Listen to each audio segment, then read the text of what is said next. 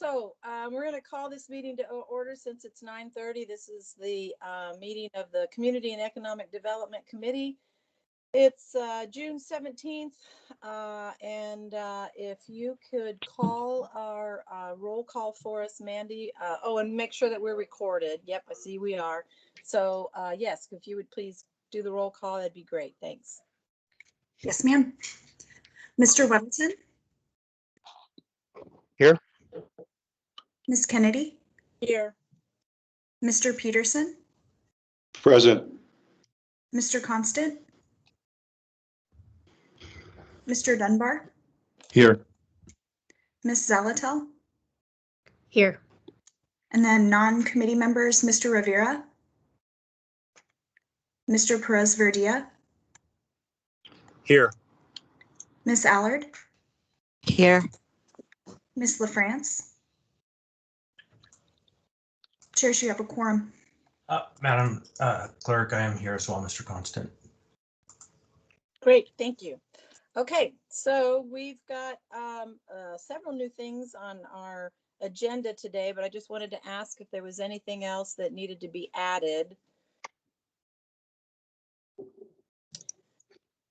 And you're welcome to use the chat, obviously, or to just speak up, but okay, so it looks like nothing else to add, so we've got enough things, I suspect, to go over. Okay, first thing on our list is, okay, I hear somebody. No? Okay, all right, sounds like people were just joining in, hadn't muted yet, so, okay. The very first thing on our list is the amending of Title 23 with AO 2021-58 technical corrections related to seismic design categories D through F and roofing permit requirements. So I know all these documents have been put on the website for folks, but I'm hoping that whoever wants to kind of lead us through this, start us off, can pull that up on their screen. Who's got the lead on this one?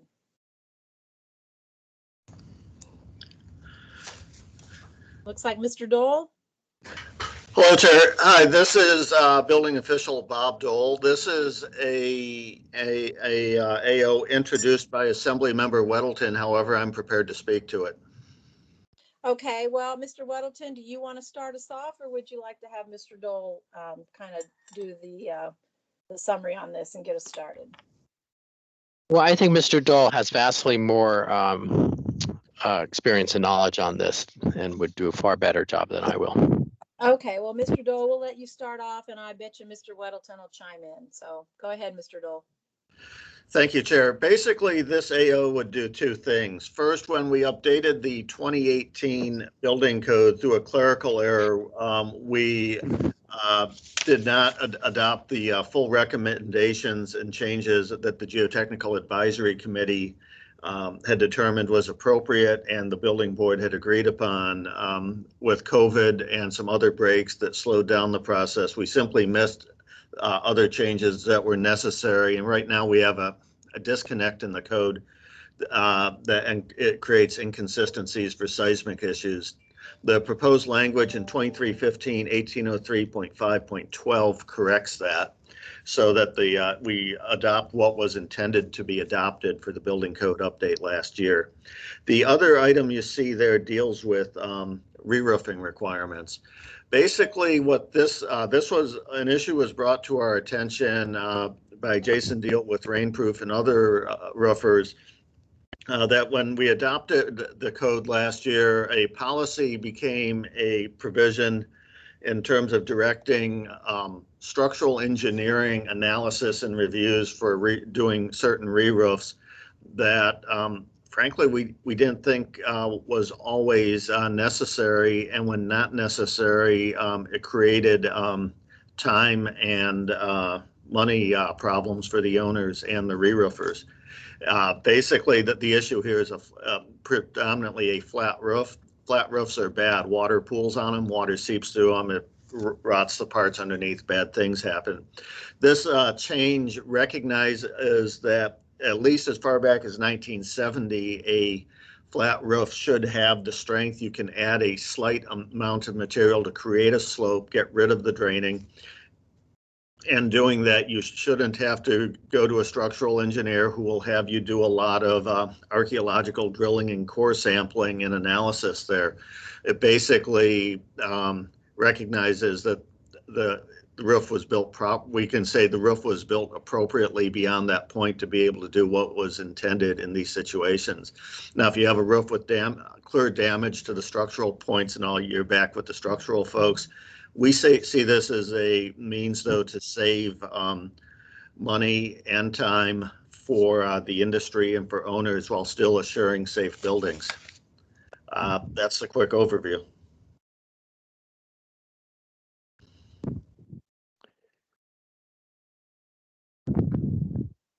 Madam Chair, I could Okay. review some of the process.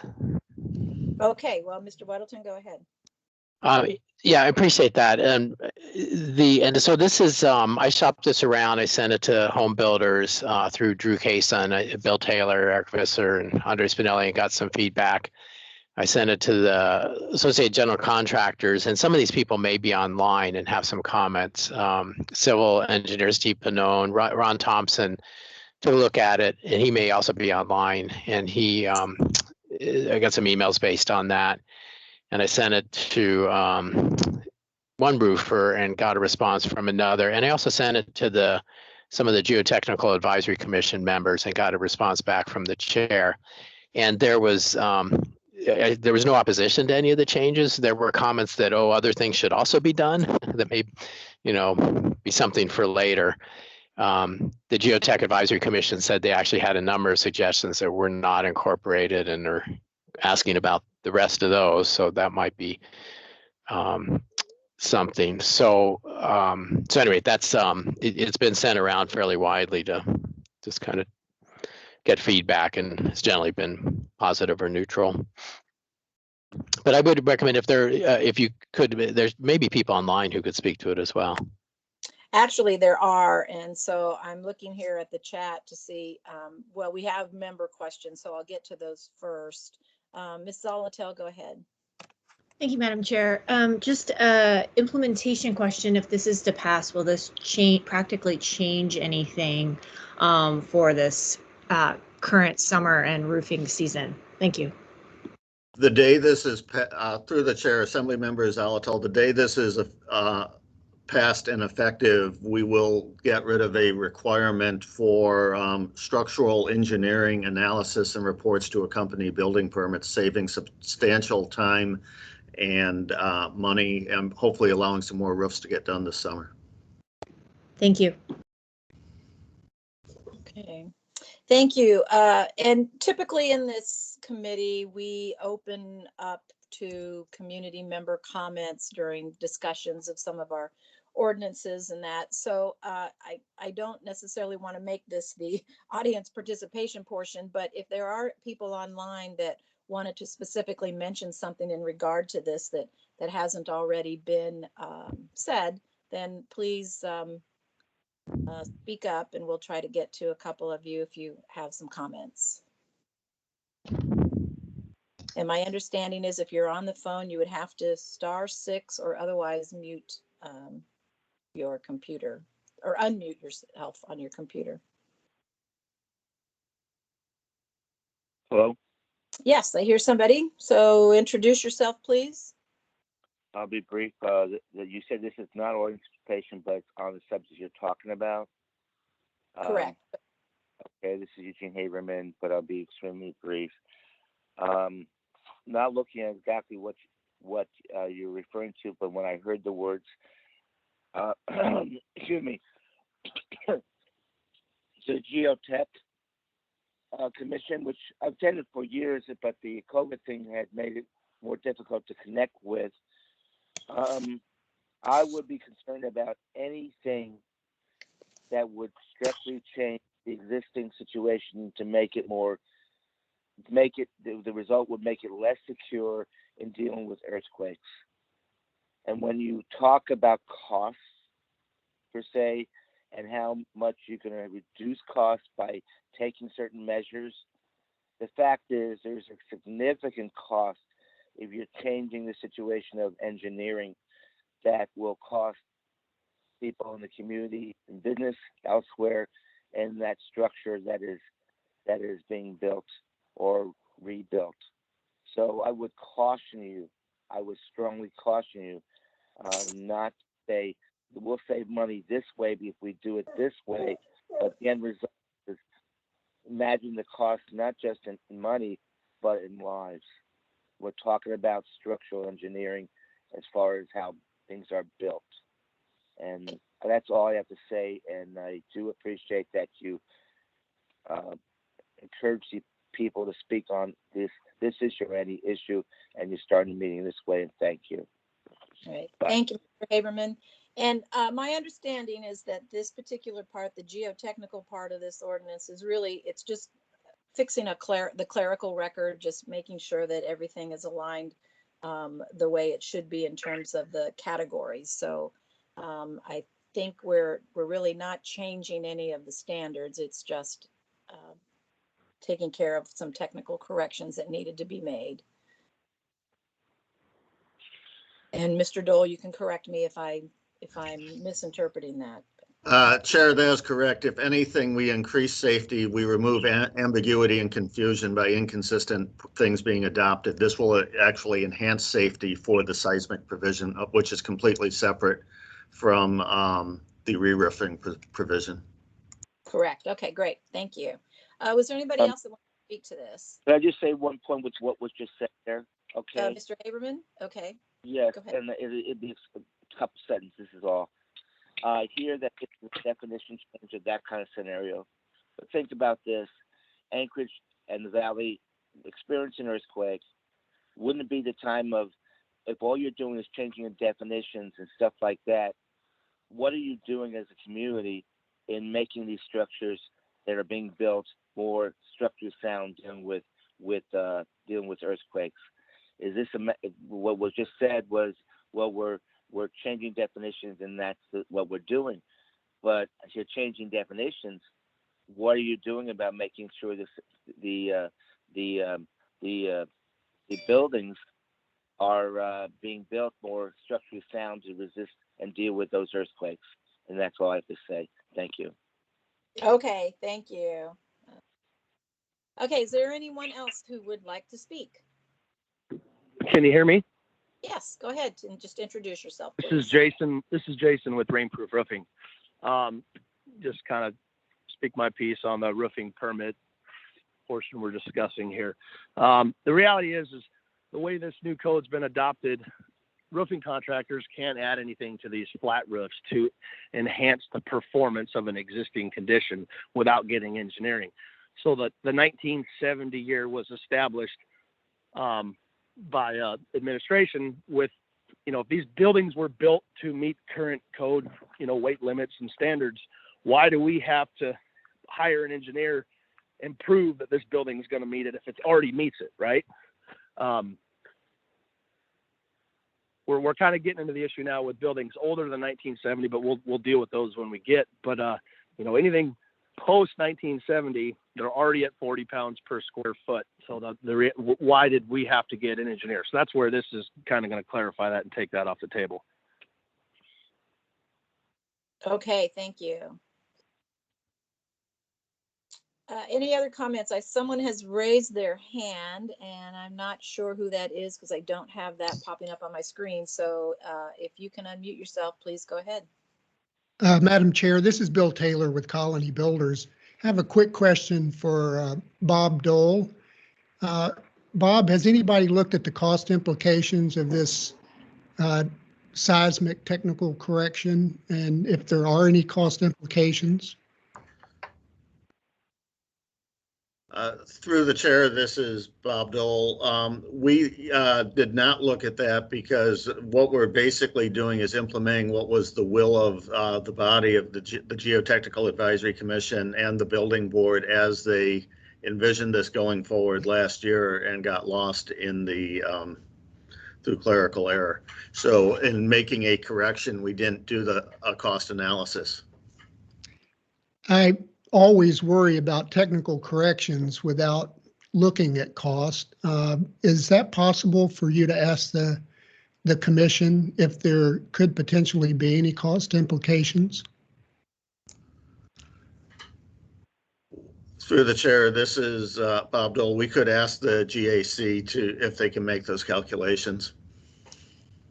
I think it would be helpful for the building community to do that. Thanks, Bob.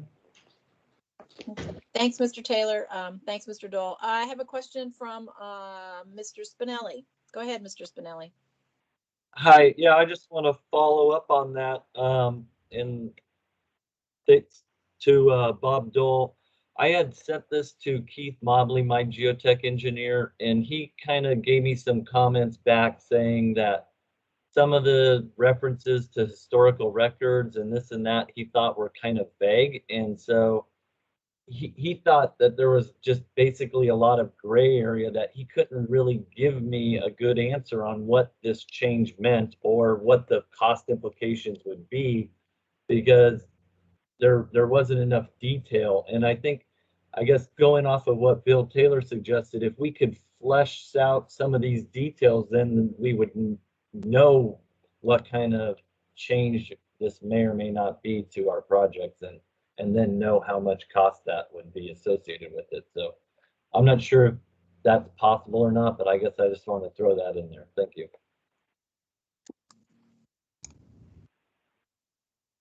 Thank you, Mr. Spinelli. Now, I appreciate those questions because obviously that is something else to think about that maybe we weren't tracking with until now.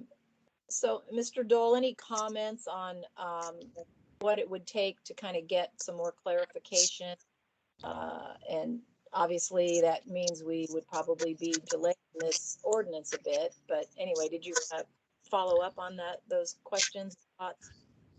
Yes, Chair, we can go back to the committee to specifically address those issues and ask them to flesh it out.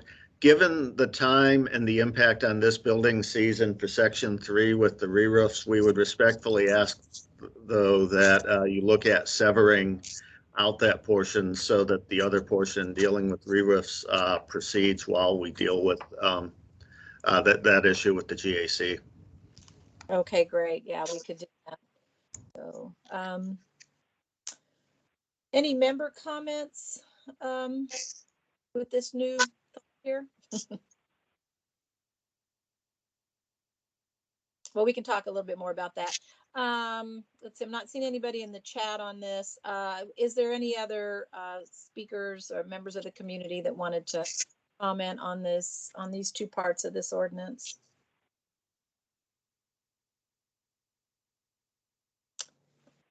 All righty, well, not seeing or hearing any indication that anyone wants to comment. So if it's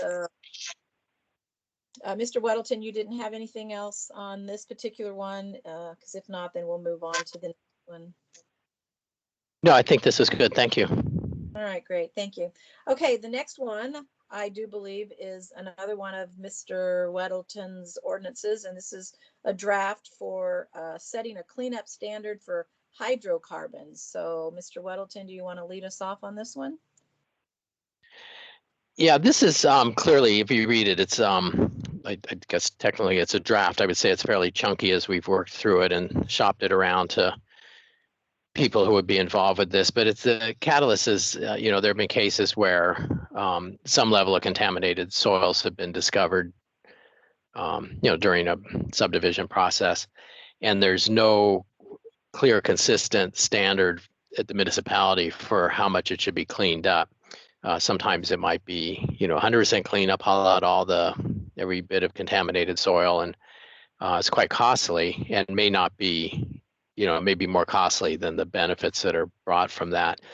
So this just clarifies that it would be, we would just follow the DEC standards, which have kind of a matrix of things to be done depending on the level of contamination and so on. So it morphed. It was contaminated soils. Then we got into, and I've changed it, refer to hydrocarbons, and now I'm switching back to just broadly contaminated soils, which matches up better with the DEC regulations, and then it would be more broadly cover more situations. And then also potentially, and as we've worked through this, added phrasing to add groundwater instead of just soil, which we had started with. And this was something that the water utility had mentioned. That may get too complicated for what we're dealing with here. So that would hopefully be a point of discussion this today. And where you have the state administrative codes sections that are cited, I believe only refer to soils and not groundwater. So this would have to be modified to refer to the DEC standards for groundwater if we choose to go with that. So in some regards, it started out fairly simply and got more complicated. I did have a lot of conversation feedback with the water utility that deals with having to go back and dig up water pipes and may find contamination. So they've got experience with that. So one addition from an earlier version was to add this point that it's would be at a level, cleanup at a level that would not require institutional controls. And those are broadly things that you may just have to monitor it. You may have to have venting so that over time, as these contaminants disperse or diminish, it speeds that up. Sometimes it's just a matter of, it's not so contaminated, just make sure that there's asphalt on top so that the contamination won't spread during the time that it would naturally just dissipate. And that leads to a bit of a issue here. This would say no, it says no institutional controls. And, I think if the institutional control is make sure it's covered with asphalt, that for the city to accept, slightly contaminated right away, that the DEC standards say just keep it capped. Maybe we should allow that. And I think the current wording here would not allow that. So I'm kind of searching for suggestions on that. So what you have in front of you is something clearly a work in progress. And I just want to make sure we have a discussion as we go along. It's not something that needs to be introduced really soon. We want to get it right. And again, this one also deals with Title 21. So it would go to the Planning Commission and then back to the Assembly. So this has quite a bit of process before, final form. And I think there should be people here to speak on this. I think Mr. Dole, there may be people from the water utility and some people from the industry as well. Thanks. Yes, I'm seeing some hands go up already. Thank you, Mr. Weddleton. And this does sound like it's pretty much a technical thing and certainly trying to align with state standards. And I can see dollar signs potentially in this. So I've seen Mr. Andre Spinelli's hand go up. So I will go ahead and start with him. And then if anybody else wants to get in the chat, we can certainly get some other questions going as well. So Mr. Spinelli, go ahead. Hi, thank you again. I'll try to be brief.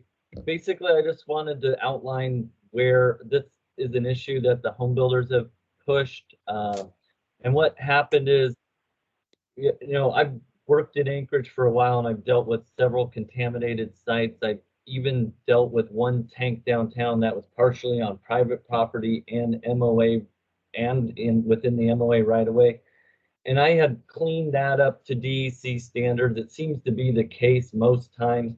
Well, the home builders had a member come to a meeting that had a project where somehow the municipal attorney got involved and they were held to a higher standard and nobody quite knows why. And so that's where this became an issue. So what we're pushing for is just establishing basically a level playing field. There might be instances where a higher standard is needed, but we wanted to get something that just said, okay, well, when you deal with contaminated soils, you clean them up to the DEC standard, and that's what our intent here was. And AWU had some concerns at first, and I think we worked through a lot of those, and I just hope that we can get this thing to the finish line. Thanks. Great, thank you. I guess, my question is, well, so wouldn't we have everyone would have been held to that state standard regardless, right? We couldn't have a lesser standard in the municipality than what the state had. And I don't know who wants to answer that, but can somebody maybe clarify who really would have jurisdiction over standards? I've got Mr. Gates with his hand raised, so maybe he can answer that question for me. Mr. Gates? Well, generally, it's true that if state jurisdiction applies to a certain regulated area, that the home rule municipality couldn't have a lesser standard or less restrictive standard or law. So generally, that's true. And here we need to look very specifically at the subject matter. But with the state DEC standards, if they apply to the land and the property and all that, then definitely the municipality can't say a lesser standard applies in the states. That's true. Now, in some instances, the city as a home rule municipality can have a higher standard or a more restrictive standard. I really need to look more carefully and closely at what exactly it is and whether the home rule powers allow us to have a greater standard, what the state law says about it, home rule powers, if they're relevant here and so forth. So it's possible that I think it's very possible that the municipality could have a higher standard, but it needs to be properly enacted as law or legal regulation in order to apply. But I can't say for certainty, I need to look at this more closely. Okay, thank you, Mr. Gates. Yeah, that helps. So yeah, thank you. I have a hand up by Brian Boss. So Mr. Boss, if you want to go ahead, please do. And the hand went down, so maybe. Sorry, no, I had Oh, my go microphone. ahead. I had my microphone on mute. My apologies. No, My go name's ahead. Brian Boss. I'm the capital program manager for the Anchorage Water Wastewater Utility. I just wanted to try to clarify comments made by the utility that we addressed with Mr. Weddleton. Essentially, when we reviewed this ordinance, we get the intent. The intent is to build standards into Title 21. So there is something in municipal code that the developers in town basically have a standard that they know to design to when they are building a subdivision. That being said, the state standards, as Mr. Weddleton mentioned, there is a matrix that they use to decide what level of cleanup the contaminated area is cleaned up to. In some cases, they don't remove contaminants completely. Where the utility is concerned with that is when contaminants aren't moved completely in the right of way or utility easement. If there's a future project that we would have to rehabilitate the infrastructure that's in that easement or right of way, or a need to extend service in that easement or right of way, we still have to address the contaminants that are remaining in there. In some cases, it adds cost when we're trying to remove soils. So if we are disposing of unusable soils in a project like that, we would typically take them to Sand Lake. Sand Lake won't take contaminated soils, so you have added costs trucking it to Anchorage regional landfills on your project. Another is treating groundwater or treating water that we're dewatering for construction activity. We discharge that into either the sanitary sewer or the storm drain system. If there's contaminants in it, you have to clean that up to a standard, which adds cost. We absolutely wouldn't want to be in a situation where we were doing a future project disturbing that right of way and DEC required institutional controls to be placed on us to monitor that site or address it over time after we disturbed it. So we don't object to the ordinance. We don't object to the intent of the ordinance, which is to build standards into Title 21. Our point of concern is that future liability if we ever disturb the area in the future and how to address that. I think that is why you put in the sentence about the institutional controls. We probably need to clean that up a little bit to address that future liability. I think we can work with the development community and in project management and engineering to help address that. But I still think it's a little confusing the way I see it worded here. Okay, thank you, Mr. Boss. Actually, I think Mr. Weddleton's got another question or comment, so please hang on there. And Mr. Weddleton, go ahead. Yeah, thanks, Brian. And I welcome your suggestions on cleaning up the wording there. And maybe you could add a little bit because, speaking with you and the two Marks, and groundwater had come up. So I kind of tossed groundwater in here, and what is needed to properly address groundwater? Because these Alaska Administrative Code citations appear to me just to deal with soil. So do we need and I was Googling around, I didn't see anything that was clear on groundwater, though what I saw made it look far more complex. So I don't know if you could comment on, should that be added in at this point or how to add that in? The primary comments that came from our engineering group with respect to groundwater was associated to construction dewatering. So essentially, if you're digging through a site with contaminants in it,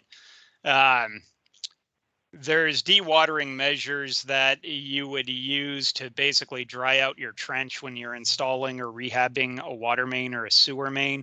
And so you're basically pumping water out of the ground, and you have to discharge it into either the storm drain system or the sanitary sewer system. Depending on the level of contaminants in that groundwater, you may have to do a heightened level of filtration or mitigation in some way to be able to discharge it into the storm system or the sanitary sewer system. So that was the comments that came from my section. I'd like to defer to James Armstrong, who is, our technical expert at the utility, and see if he has any additional comments associated with that. So James, if you've got anything to elaborate on, could you do so now? Yes, hi, this is James Armstrong with Anchorage Water and Wastewater Utility. So anything additional, there's not much to add. There's one more component with this that isn't addressed with ADEC. It's the Alaska Department of Natural Resources, which controls groundwater. They're looking at bringing impacts associated with moving water through soils and dragging contaminants across the land as well. So we may be limited in how much we can dewater and how that takes place. So there's other regulatory people involved above associated with the state of Alaska. And that's it. Can I follow up on that, Crystal? Thank you. Yeah, go ahead, John. So I guess either to Brian or James. So is it necessary in this to mention groundwater? And if we do, maybe not at this moment, but James, you must have some standards. So, I mean, clearly you're dealing with some standards that I assume come from the state. So if we add groundwater, maybe provide those so we can refer to those in this. The standards this is James again. The standards I typically deal with are our discharge limits into sewer. We treat the water coming from the ground either through activated charcoal, micron filtration, settling tanks, those kinds of things that add the cost to it. And we test the water prior to discharge into the sewer to make sure that we're in compliance with municipal code on those discharges. There's also limits set in the stormwater section for what you can discharge into the storm drain system. Okay, if I could, so that's already dealt with in municipal code then. So adding it here seems redundant. Would that be correct? For construction, yes, but for cleanup, DEC would have that cleanup level, and I'm not sure what it is for DEC. Typically involves something along the lines of drinking water standards, which AWU has taken into account by doing design controls and what pipe materials are allowed. Because of contamination, we do have pipe permeation with hydrocarbons. In other words, the contamination outside the pipe goes through the pipe into the drinking water and causes the drinking water to be above maximum contamination level to be allowed to be used for potable water. So we've taken design controls and put it into our design criteria practice manual. Yeah, so Mr. Weddleton, I think primarily what we're worried about is that future impact associated with dewatering that impacts groundwater. You're building standards into Title 21 for new development, and what our primary concern with is the future liability of dealing with the groundwater. So I think the way you have your title for contaminated soils in the AO is probably appropriate. It's just putting some of the wording, into section 1 that helps address that future liability of the dewatering activity. I guess that's when I'm trying to answer your question. That's the way I see it. Okay, so not quite as broad as groundwater, but more of that future. Okay, well, that's something we won't solve today, I think. But yeah, I hope, Brian, will you be able to kind of add some wording that works for you? Okay. Yes, that would I be think good. to do that, I would probably work with James, Kent Colhays, and we can wrap in some members of the development community and try to figure something out that'll work. Okay, that's great. Thanks. Okay, thank you both. And it looks like Mr. Colhays has something to add to this conversation as well. So go ahead, Kent. Yes, thank you. Through the chair, Kent Colhays with PM&E. We've been working or coordinating with AWU on their comments, and we're fully in alignment with their comments and concerns. I did just want to offer the title of the ordinance and the location in 2108, AMC Title 2108, indicates that it would apply to subdivisions, new subdivisions. So I think there's 3 situations, and I don't want to complicate the matter, but just for thought, there's 3 situations. There's in a subdivision, there's property that would remain private. So that would end up being the lots that the developer owns and then sells. There is private property that is intended to be platted as right of way, and I think, or dedicated as an easement. I think that's the concern that AWU and PM&E have, is those properties that would ultimately be under the control of the municipality, and we may be working in later. And then the third situation, which I don't think this ordinance will affect at all, but I just want to make sure, is a situation where PM&E or AWU is working within dedicated right-of-way and discover previously undiscovered contamination. And I think my preference, I haven't talked with Brian Boss about this, my preference in those situations would be that the municipality would be allowed under code to clean to a higher standard if we deemed it was the appropriate approach. So, and then with respect to the 3 scenarios I outlined, the first scenario where it's private property, I don't know that the municipality really has significant concerns with what the cleanup level is on private property that remains private and is not encumbered by an easement, as long as it meets state statutes, or state regulations. So I guess the clear concern, as Brian has stated, is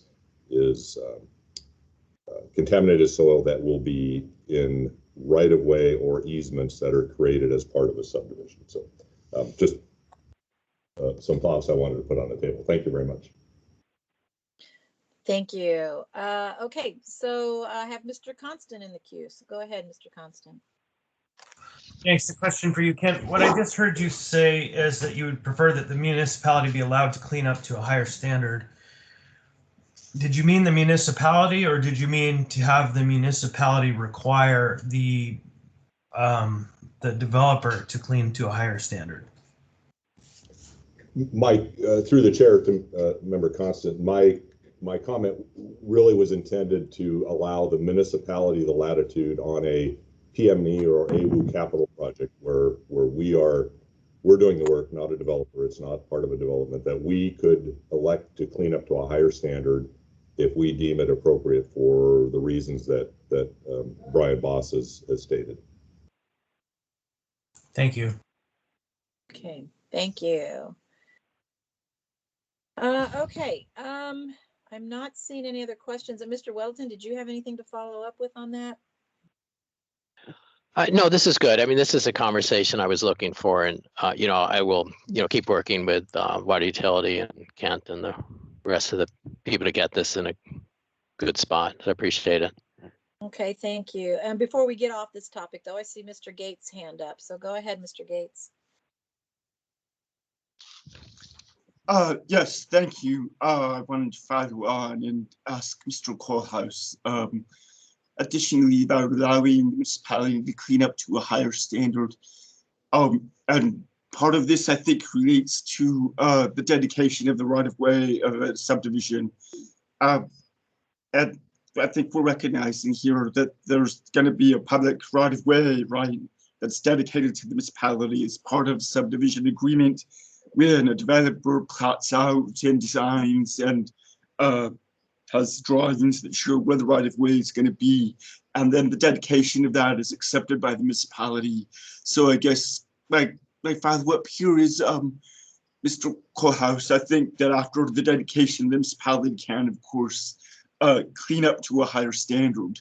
But, and I don't work in the industry, but my understanding is that when the plat is done and approved, that's going to be before the developer breaks ground and develops. But the process usually is that the developer will build the subdivision and the roadway and paving and so forth. So I'm not sure of the timing here or how the timing would work when you're saying allow the municipality to clean up to a higher standard. Does that mean the municipality coming in and cleaning up to the higher standard in the right-of-way area before the developer's finished building the roadway and so forth, after the dedication is approved on the plat, but before it's actually built? I'm not sure how the timing would work here. Through the chair to Mr. Gates, I probably wasn't, I certainly wasn't very clear in how I was stating it. My intent was to completely separate, the scenario I was talking about would have nothing to do with a development or a subdivision project that was in the platting process. I just wanted to ensure that this ordinance would not prevent PM&E or AWU if we went out tomorrow and started working Arctic Boulevard and discovered some previously contaminated soil that we were not aware of. I wanted to ensure that this ordinance wouldn't preclude the municipality as part of a capital project from cleaning up to a higher standard, so that we're not burdened in the future by the institutional controls or other concerns that Mr. Boss has discussed. So completely separate from a development or a subdivision process. Okay. Thank you, Mr. Kohlhaas. Any further, go ahead, Mr. Gates, if you want to follow up, go ahead. Oh, no, thank you for that clarification. Yeah, there's a distinct difference between existing rights of way and, redoing or digging them up and redoing them as opposed to a new subdivision. So thanks for that clarification. I think that this ordinance was intended to apply to only new subdivisions and new subdivision agreements, but maybe I misunderstood that. I'm not quite sure, but I'm glad we're getting some clarification now. Thank you. Okay, well, are there any other questions from the members of the committee? Sounds like we've got, some more things to nail down on this one. Thank you, Mr. Weddleton, for bringing it forward. Sounds rather all very technical, a little complicated, but anyway, I think we got a good start on it, and hopefully you got some more enough information to help fine tune this a little more. Nothing is simple. And we prove that over and over, don't we? Thank you. Okay, well, if there's no objection, then I think we can move on to the roll curb ordinance. And if we've got someone that wants to lead us off on that, please jump in. I don't know if you wanted to talk about this, Mr. Weddleton, with some of the fine tuning that you're doing on this one. If you want to start us off, go ahead. If not, Sure, okay. I'd be happy to. So this is still in process. Came from a request from the home builders, and we've had this discussion on this briefly before. It is, and I think what I'm looking for is from Mr. Schutte or others. Apparently, they've been working on fine tuning it so that there's a matrix of situations where vertical curbs and roll curbs would be required. So I was hoping that something would be ready for today. So I'm passing the torch to someone. Okay, well, I think Mr. Schutte was mentioning something about looking at the matrix, so maybe he's got an update for us since he's on with us today. Mr. Schutte, can you help us out? Yeah, good here? morning. Yes, ma'am. Good morning. Chris Schutte, Morning. Director of Economic and Community Development. Can you hear me? Yes, thank you. Go ahead. Excellent. Thank you. Apologize for the background noise. I'm going to enlist the phone a friend option for a couple of people in the call, but I just wanted to start the conversation at a high level to say that Mr. Weddleton's summary is spot on through conversations with Mr. Weddleton, as well as our regular meetings with the AHBA group. We're working towards an item that we'd like to present to the group that can present perhaps two options or two different ways of looking at the type 1 versus type 2 question. And the first is, as keeps getting referenced, a decision matrix or a logic matrix of the appropriate times in which a type 1 versus type 2 would be required by code. Of course, there's always options for seeking variances through planning board, which is a standard course of action currently. But I think through the presentations that have happened at previous committee meetings, we have showcased and learned that there are other factors at play when it comes to some of the engineering decisions about curb type and pedestrian paths, et cetera, such as safe routes to schools and so on and so forth. So understanding the surrounding environmental factors is important in making that determination about appropriateness of certain curb types. But then also there are other factors such as the level of travel on the road, whether or not there are going to be sidewalks installed, et cetera. And so that decision matrix or logic matrix, whichever term you want to use, is being worked on and developed, and I don't have it available for preview today. In fact, I don't believe that the traffic engineer, acting traffic engineer, Kim Carpenter, is online today even. But it's something we want to develop and share with AHBA at our next meeting tomorrow. Somewhat related to that, though, is perhaps asking the question of whether or not the timing issue of when roads are constructed and curbs are installed could be looked at as well. As the group may recall, one of the comments or questions that we've had in the past is from the home builders when they go to sell off lots and design sell homes for people.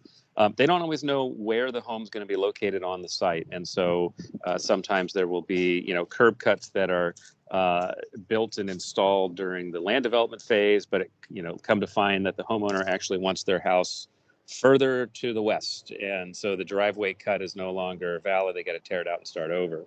I asked the question of the private development group this morning, so I don't want to put Greg Soule on the spot for an answer, but I asked the question of, well, why don't we look at ways to perhaps allow the home building, the subdividing, the lot sales and the home building to commence in a way that we can get the curbs and roads handled after the fact. So is there a way where we could allow, say, a certain percentage of lots to be sold and or developed before we would require the construction of roads and curbs and gutters as another workaround? And I'm sure there are, Andre and others may have some comments and feedback on that and whether or not that would even be feasible. But that was another approach to the same question that we wanted to put out there for today. And so at that, I will stop yapping and hand it over to either Greg, if he's on the line, or if anyone from traffic is on the line. I'm on a phone. I can't see who's here. But that is the high-level summary of where we're at, Madam Chair. Thank you. Thank you. And I think we do have Mr. Sully online, so go ahead, Mr. Sully. Hi, this is Greg Sule, Private Development Manager. Yeah, Chris did ask me this question this morning, and as far as the timing issue goes, and that has been something that's been done in the past where builders have requested permits ahead of the road actually being completed. I know there have been issues that have arisen from that in the past, particularly with grading. Sometimes the foundation or the garage finish floor will be set at the wrong elevation or something, which will impact, the design of the road improvements.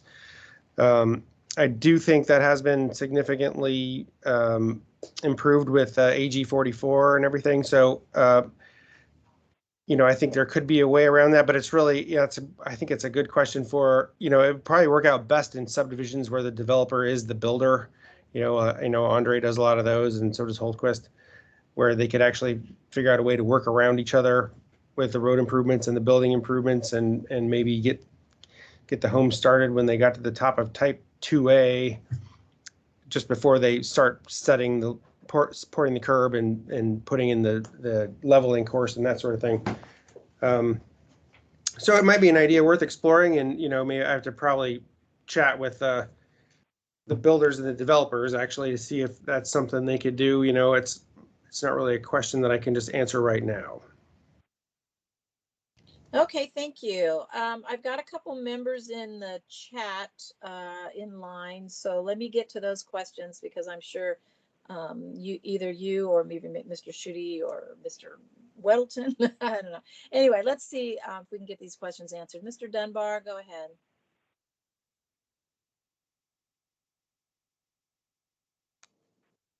I'm sorry, it took me a minute there. I was actually just going to ask we hear more from the developers on this ordinance. I recall the last time we discussed it, there weren't really many people here. So that can happen now or it can happen after the other questions. Thank you. Okay, great. Yeah, and I think we've got Mr. Spinelli in line, but let me get to Mr. Constant's question first because he's also been waiting. So go ahead, Mr. Constant. Thank you. So Chris Schutte, to the point of the two-tiered approach, I want to ensure that we at least have at every one of these conversations I'm involved in a reference to the strong opinion that we shouldn't be allowing rollover curbs in areas with a historic pattern that has alley access. And so I didn't hear that in the discussion of these two tiers. I haven't seen any draft documents related to them. So I'm just asserting here again that it's really unfair to those neighborhoods who have a traditional pattern like the alley access for utilities to move this forward in those areas. So it's the only area that I've found so far that I can't support this ordinance, and I want to make sure it's clearly delineated. Through the chair, this is Chris Schutte. Absolutely, Assembly Member Constant. I didn't articulate all of the different sort of decision points included in a potential logic tree or decision matrix, but you touched on a couple of them. Alley access being one, historic development patterns being another, and I apologize for not seeing Kim earlier, but Kim Carpenter, the acting traffic engineer who's helping to move this forward, is on the call and perhaps could add further clarification to what I just described. But short answer is yes, that's something we will account for, and appreciate you raising the point again. Thank you. Yeah, thank you. And I don't need more. I just want to make sure it's in the record for every step of this conversation. Thank you. Okay, great. Thank you. Thank you, Mr. Constant. Okay, then we've got Mr. Spinelli with his hand up. So please go ahead. Hi, thank you. I guess I first want to comment on Chris's idea about putting the sidewalks and curb cuts in after the fact. And as Greg Sule alluded to, in projects where the developer is the home builder, I think we could probably already have the process in place through bonding and the subdivision approval process and the warranty process, that we actually probably could do it that way. But from a building and marketing and also just a SWIP maintenance perspective, it might be kind of a hassle to leave all those gravel driveways in place until the last house is built and the sidewalks went in, because you wouldn't want to pave the driveways prior to having the curb and sidewalk in. And so I'm not positive that's going to be the perfect solution. And then I guess I wanted to go on to elaborate on, and this will kind of address the home builders' concerns and reason for bringing this up, as well as Assemblymember Constant comments about older neighborhoods and alley access. It's not our intention to go into a neighborhood with alley access and redevelop it with type 2 curb. There's no objection to type 1 curb in an instance where the driveways are accessed off the alley, and so we don't have the problem that we do. This all came about for you know, these like current patterns of development, and I would call it more suburban areas, but South Anchorage, Eagle River, and especially with smaller lot subdivisions, where you might have a driveway, you might have a 50 or 60 foot wide lot, so you have a driveway, you know, every 50 feet, and what you end up having is you only have a small section of type 1 curb, and the rest of it is all transition and driveway. And so, and there's a lot of expense to doing, you know, multiple transitions in the curb type rather than just a type 2 continuous curb. And so it's not providing the safety that the code is intending to in those type of neighborhoods. And that's the whole intention of pushing for a change, is in these smaller subdivisions where you don't end up with any significant amount of full height type 1 curb, but you do incur the expense of putting it all in. It just doesn't make sense. And so that's what we're hoping to achieve. And we absolutely do not want to change, you know, the alley neighborhoods that have existing type 1 curb. I think those should remain in place for all the reasons planning and traffic believe as well. And that I'll stop there. Thank you, Mr. Spinelli. Mr. Constant, I think, has some follow-up on that, so go ahead. Yeah. Thank you, Madam Chair. You know, Andre, I agree with all of that, and we still have to build a code that provides the protections that neighborhoods need when it isn't the Home Builders Association members who are coming to do the development. So, but I hear you and I agree with you, and I can very likely support it in these other areas. So that's all great, I think.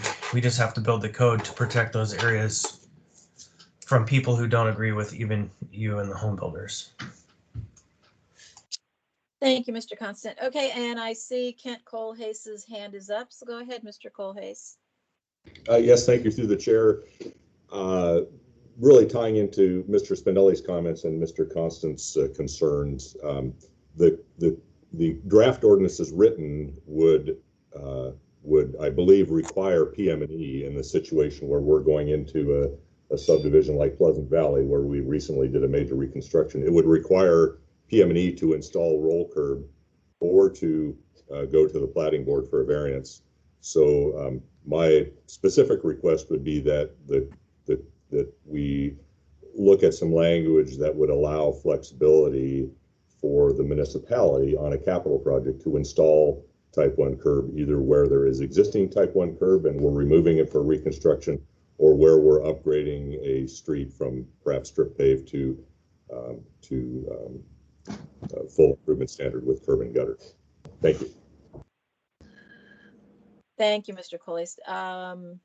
So any other comments? Actually, I see a sign for Brandon M. So please go ahead.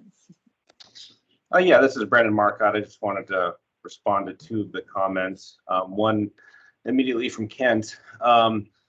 The code section within Title 21 is within Section 2108, which is the subdivision section, and would apply to new platting actions or, I guess, revisions to ongoing platting actions, and wouldn't necessarily apply to maintenance operations or rehabilitations of existing roads. So I don't see how Section 2108 would apply to kind of a maintenance operation.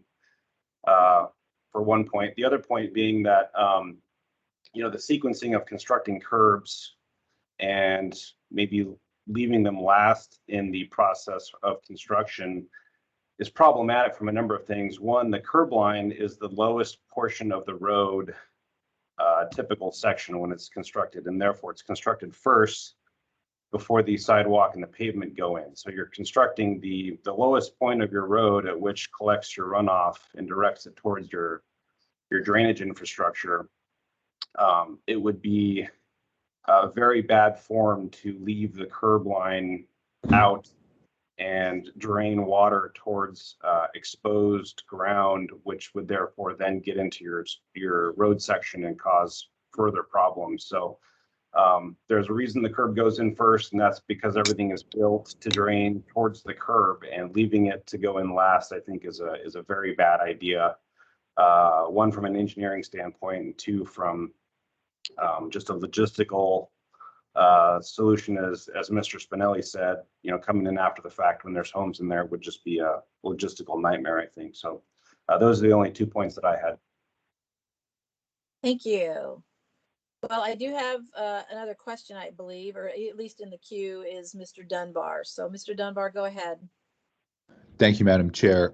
So this goes to Kent's point, but I was actually reading this and thinking about this a little earlier. I'm a co-sponsor of this, but we're always working to improve things.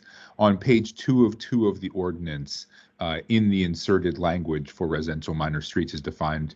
It says curbs shall be of the roll curb variety. Is there any, for the subject matter experts, is there any harm in changing that shall to may? Because I think that would, then free the developers to use roll curb where appropriate, but also if they wanted to install the other kind of curb, or if the municipality did, then it would still be permitted. So does anyone want to speak to that? If we were to change that shall to may, would that have any harmful side effects?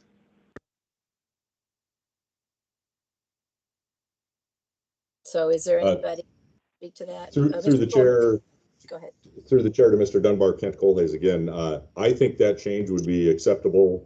I would defer to the development community as to whether it would change their perception. From PM&E's perspective, it would be, I think that would accomplish what I was concerned about, resolving my concerns. To Mr. Marcotte's comments, I understand that 2108 is the subdivision code, but through discussions with the planning department and the planning director, PM&E has been held to the subdivision standards for full reconstruction of existing streets. So we do fall under the same requirements. And in fact, we had to go to the planning board for a variance for several design elements in Pleasant Valley. So Mr. Dunbar, that change, I think, would resolve my concerns. Thank you. Thank you. Okay, any other comments, questions? Obviously, this is going to take a little more finessing, but we'll get there. Mr. Weddleton, anything else that you had concerns about on this one? No, this has been a good discussion. I appreciate it. So it sounds like they'll be meeting tomorrow with Mr. Schutte and home builders to work on some of these things, and then Ken Carpenter and others. So that's good. That's the progress we're looking for. So I guess a question for Chris Schutte is, when would we be able to put something on another agenda for this? Thank you. Through the chair, Chris Schutte. I don't know the answer to that. Like you mentioned, we have our meeting with the Home Building Association tomorrow, and it is this curb discussion, the 1 versus 2 discussion, is something that we have met with internally at the municipality many times. So I feel like it's getting close, but I couldn't nail down an exact date. Hopefully, maybe in the next couple weeks through the meeting we have tomorrow, and probably some subsequent meetings with the Home Builder Association and other perhaps engineers, as Brandon mentioned, we can come to a resolution and have any proposed language changes to you in time for getting this in front of PZC, you know, later this, well, they're scheduled out pretty far, but as soon as they're available. Great. Okay, thanks. All right. Thank you, Mr. Weddleton. Thank you, Mr. Schutte. And just for the record, Andre Spinelli put a comment in the chat, so I will just read that into the record. And he said, like I said, it's not our intention to force rolled curb. Type 1 curb should also be allowed in the appropriate or existing neighborhoods. And like Mr. Schutte was just saying, there's going to be conversations with the rest of the building community tomorrow, so we'll let them continue to work on getting this right, and we'll see it in the near future, put it that way. So any other comments before we basically move on to audience participation?